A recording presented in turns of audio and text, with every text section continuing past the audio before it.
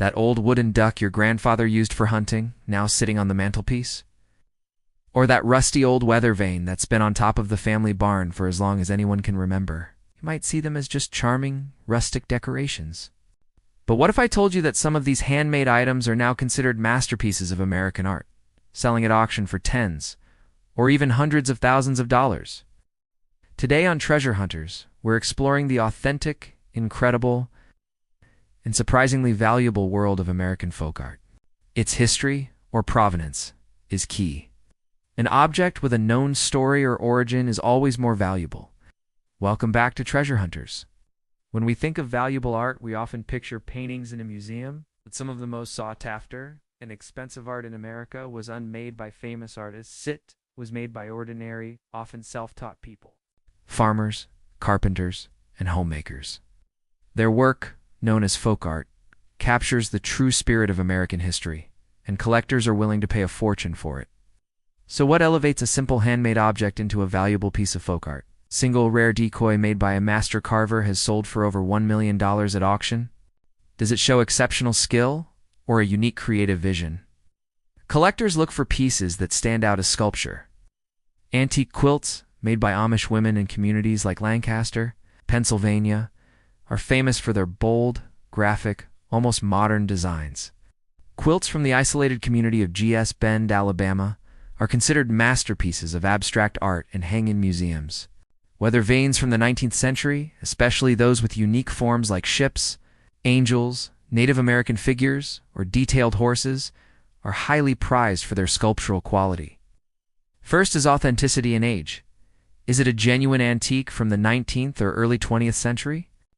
Made by layering and chip carving small pieces of wood, often from discarded cigar boxes and crates into intricate frames, boxes, and even furniture. Worn down naturally over a century of use is called its patina. This is highly desirable. A repainted or heavily restored piece can lose almost all of its value. Second is artistry and form. Even if the maker was untrained, does the object have a unique and pleasing shape? Also, certain regions are famous for specific crafts like the Amish quilts of Pennsylvania. They represent more than just rustic charm. They're a direct link to America's past, and they might just be a very valuable hidden treasure. Third, and this is critical, is original condition and patina, the original painted surface. Take clear photos and contact a reputable antiques dealer who specializes in Americana. Or reach out to the American Folk Art Department at a major auction house like Sotheby's or Christie's. Fourth is the maker or region. While many folk artists are anonymous, some like master decoy carver A. Elmer Crowell are legendary. Now let us look at some of the holy grail pieces of American folk art you might find. Hand-carved bird decoys. These started as functional tools for hunting, but the finest examples are now viewed as masterful sculptures. Antique weather vanes? That metal rooster on the barn could be a treasure. Amish and G's, Bend quilts. Forget typical quilt patterns, but you don't need $1 million decoy.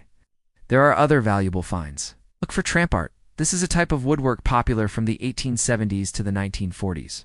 Or hand-painted game boards. An old handmade checkerboard or other game board with a charming original. And graphic design can be a valuable piece of decorative art. Also, look for face jugs. These distinctive pottery jugs with human faces were originally made by American potters in the southern United States and are powerful historical artifacts. So, how do you know if you found something special? First, examine the construction.